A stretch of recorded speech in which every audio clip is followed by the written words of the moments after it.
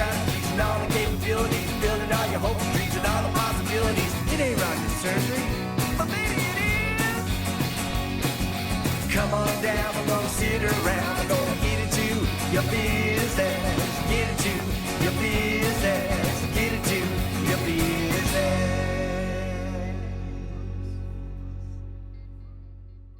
Welcome to the Small Business Miracles Podcast. I'm Jeff Randolph. This small business podcast is brought to you by EAG Advertising and Marketing. We are going to talk about marketing. We're also here to celebrate entrepreneurs. We have marketing news and advice that business owners can use to keep moving forward. This week, we sit down with Coach Brian Smith. He's owner of the Titan Principles. But first, we've got another small business marketing tip that we want to talk about. So let's do that. Get into your business.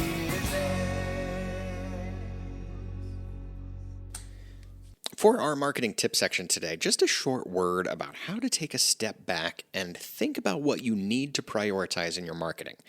And that's getting the product right.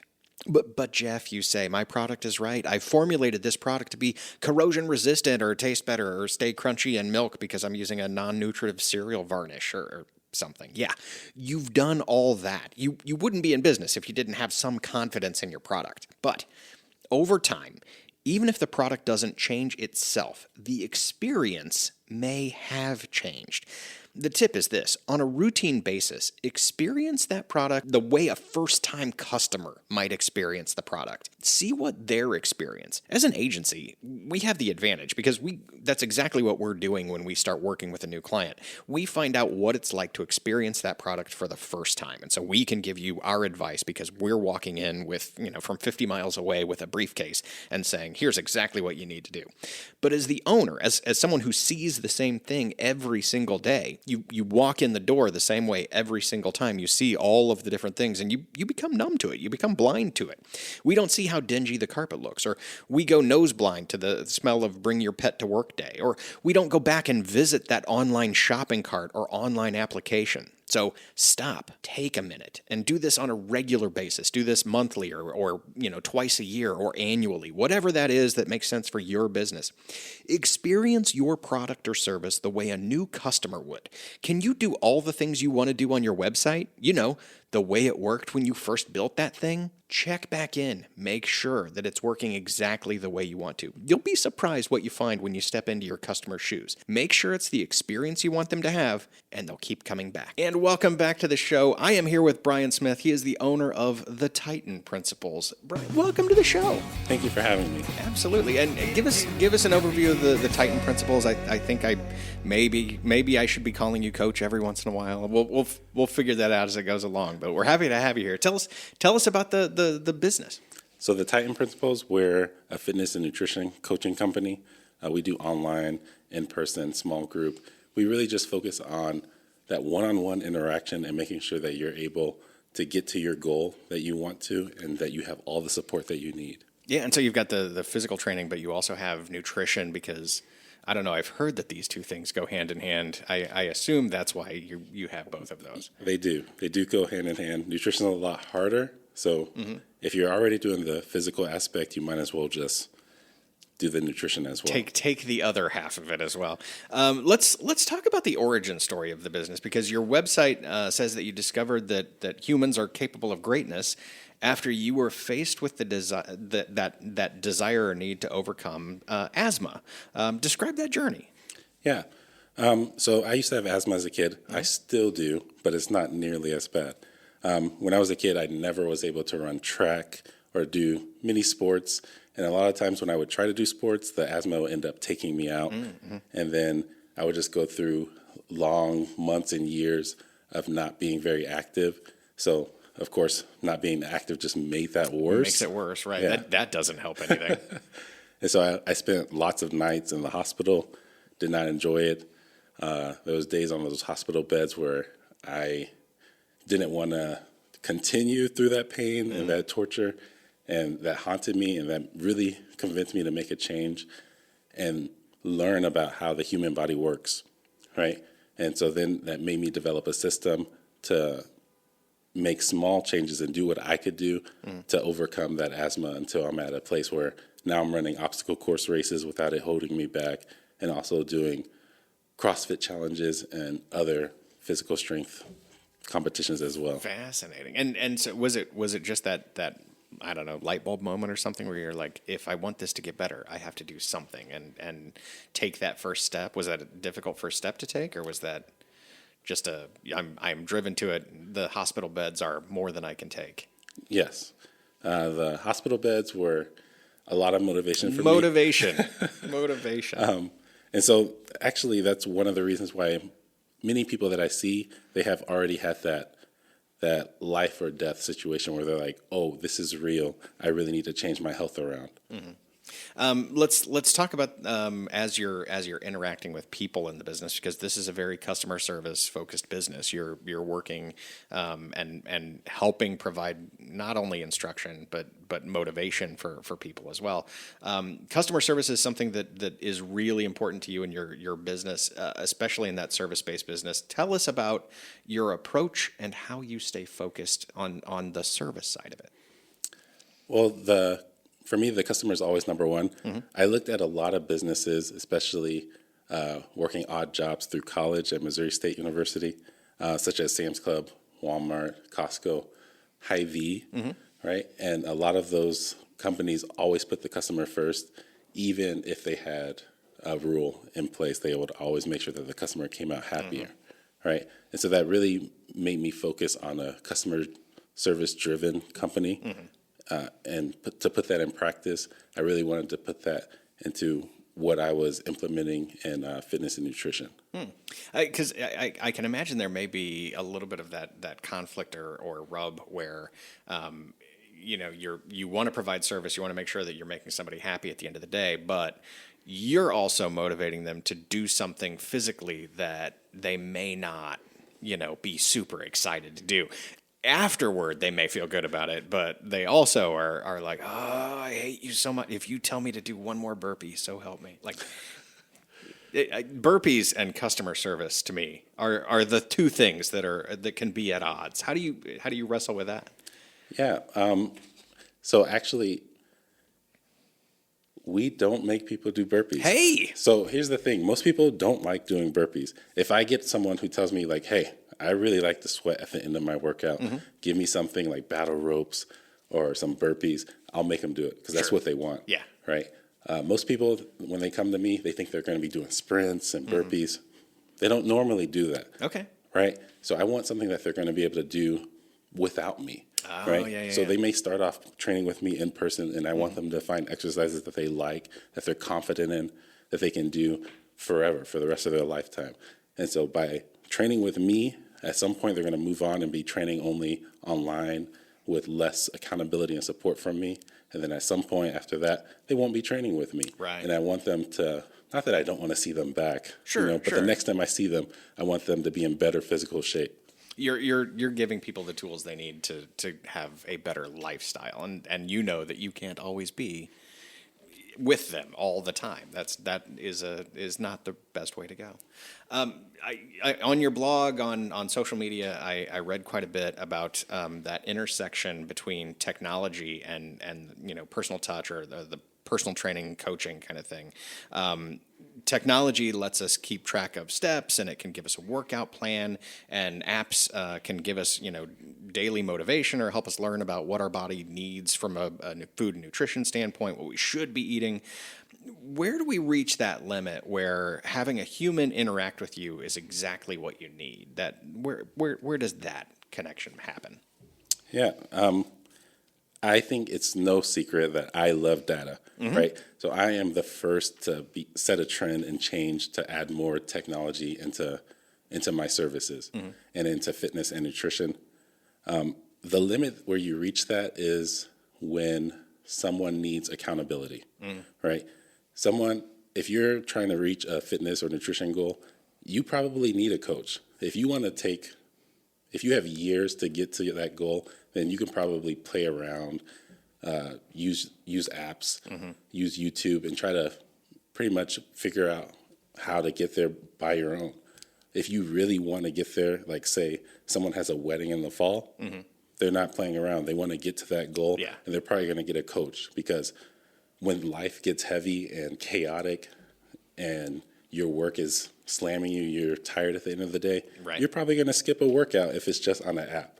If you have to meet someone, you will be there. It's the accountability of having that human who is there to help you and move you forward versus, I could snooze a notification. I could easily snooze a notification. Yep. I don't need to do that. And Google is helpful. If you have a question, you can Google it. But there is a lot of information out there right now, and a lot of it conflicts with each other. And so if you have someone that you can go to and figure out what you need personally, that just makes the biggest difference and is the biggest cheat code for you to actually get to where you want to go. I kind of feel like having someone who understands nutrition can also be a cheat code, right? Where you go, look, I could learn more about it.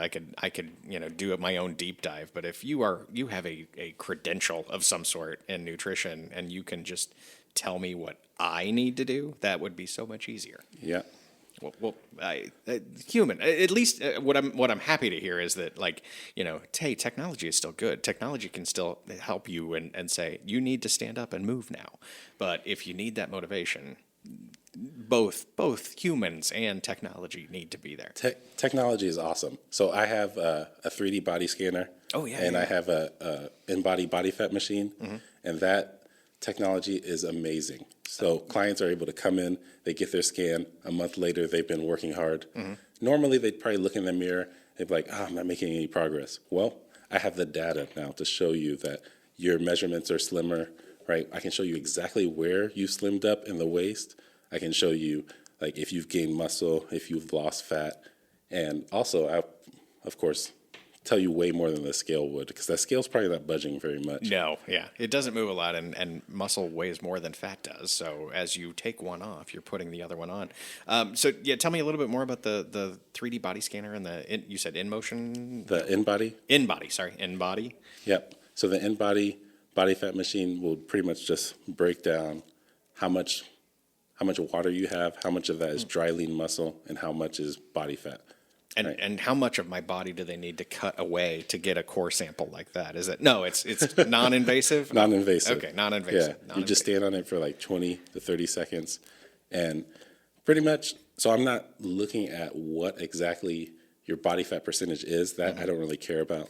What I'm looking for is that in that next month where we do another assessment, that you're making that the trend line is going in the right direction. Gotcha. Okay. So you're always important to remember that you're battling yourself on this one. You're working with you, not with, you're not trying to compare yourself to a million other people. It's you and how you need to move forward. So tell us that when we're talking about the Titan principles, tell us about the future of the brand. Where do you go from here? What's next? So next, right now we're currently in an office at Redbridge and Holmes. Next, the biggest thing is to get our own training studio with new equipment and bringing in a training staff. So everything that I've done and implemented, I've always written down into a standard operating procedure. Oh, nice. Ready to bring on some other trainers, dietitians, and really expand it. Look for the Titan principles near you coming soon. Coach Brian, I'd like to take you into the lightning round now, if you're ready for that. Are you ready for the lightning round? I'm ready. It's very confident. You can if you can do an obstacle training course and race, you can do anything. Your business goes uphill. Something like 90% of people fail in their fitness goals. You have to combat the mentality of that person who's tried and failed before and may have lost some motivation in the process because they tried it, wanted to do something, but weren't able to succeed in that goal. What do you say to somebody who may be who may be staring backwards at past efforts and looking at what they've tried in the past that didn't work and wondering if they should even keep trying? Where do you start with that kind of motivation? Oh, yeah. I prefer when people fail. Oh, okay. I prefer when people fail, before they meet me. Okay. That gives them a chance to know, what else is out there, right? I usually get two types of people. One is the person who is super motivated and they give 100%, and they're pretty much give me everything that they have for 1 month, and then they burn out, right? That person probably hasn't failed before, and that's probably a new person. Otherwise, I get someone who maybe gives me like 20%, and that's all I ask for. And then the next day they add one more thing and they're giving me like 21%, and then the next day after that 22%. They're slowly building up those habits, and they're able to make that long-term change. Yeah. Okay. So that actually works in people's favor. That you don't have all the answers, or you wouldn't be here. You haven't gotten it right yet, and so you can work with that. Let's talk about. I'm going to throw out a cheat meal kind of thing, right? Do you have a cheat meal that is like your go-to food or drink that is, hey, when it's time to let loose a little bit, this is what I go for? It used to be ice cream. Yeah. It used to be ice cream.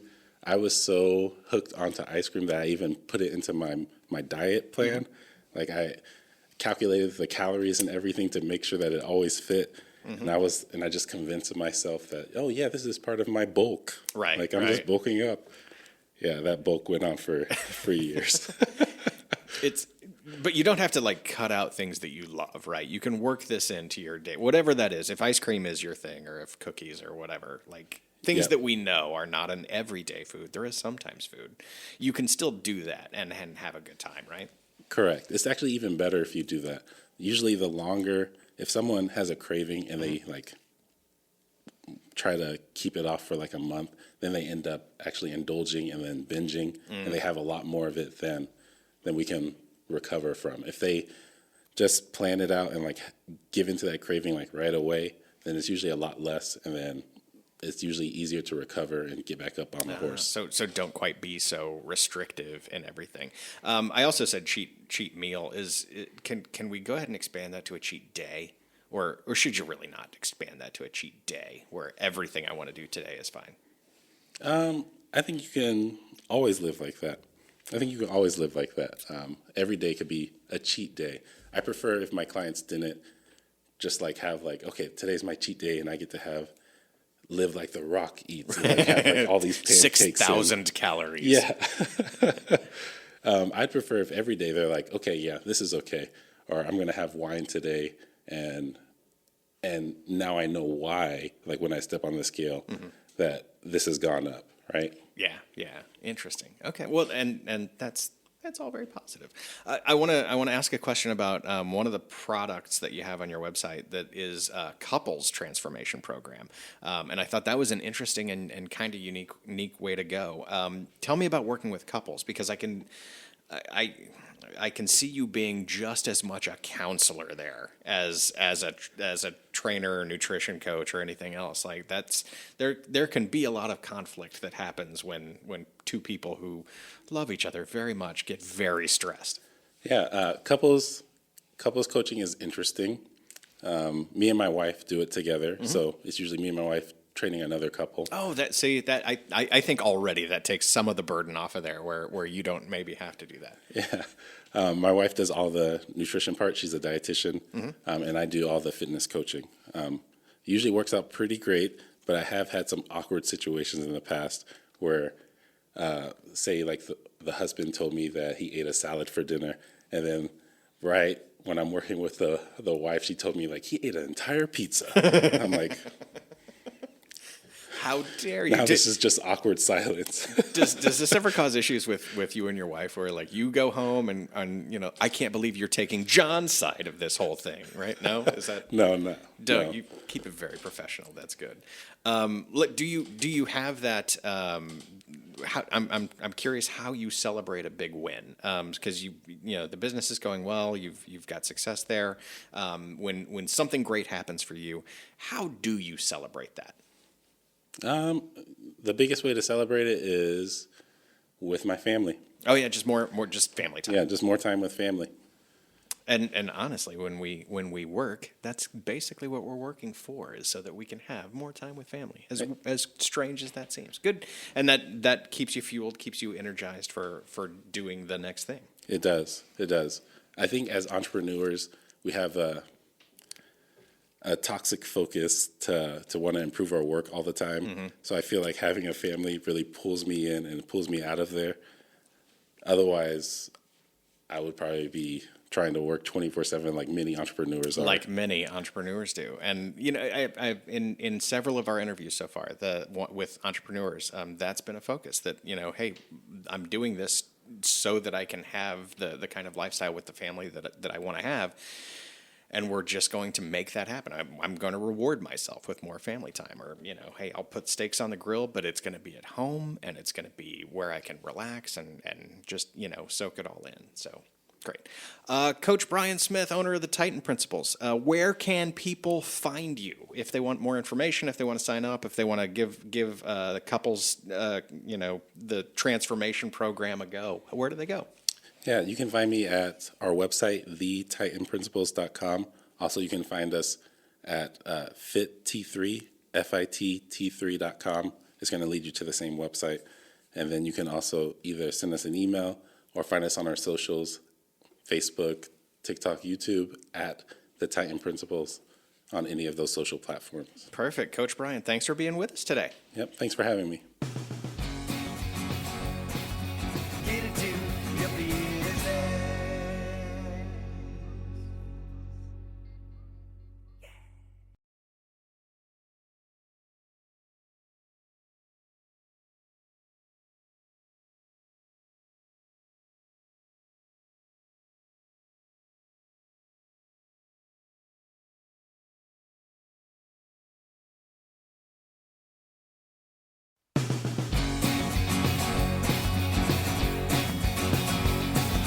Talk about strategies and all the capabilities, building all your hopes and dreams and all the possibilities. It ain't rocket surgery, but maybe it is. Come on down, we're gonna sit around, we're gonna get into your business.